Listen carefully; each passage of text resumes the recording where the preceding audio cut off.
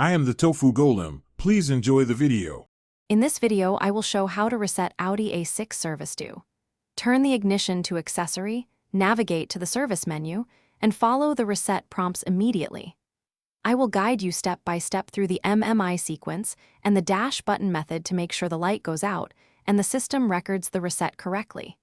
Stay with me and try each step safely with the engine off and the parking brake set. Start with the ignition in accessory mode and the engine off for safety, then use the odometer and menu buttons on the dash to access the service menu. I will walk you through selecting the correct service item and holding the reset control until the cluster displays confirmation. After resetting, verify that the oil life or service interval shows a full reset so you know the procedure succeeded before driving away. If you're enjoying this guide, please subscribe and like to help the channel grow. It really helps. Quick recommendation: grab some leak-proof meal prep containers to keep your lunches tidy while you work on the car. They save time and cleanup during long projects. I found they're durable, stack neatly, and avoid spills in the glove box. Check the description for the link and other deals, and now let's get back to the video.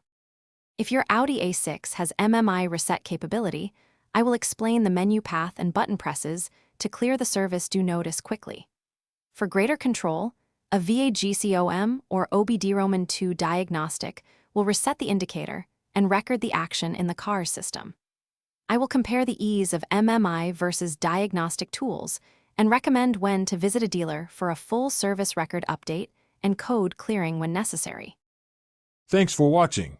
Consider subscribing if we helped you today.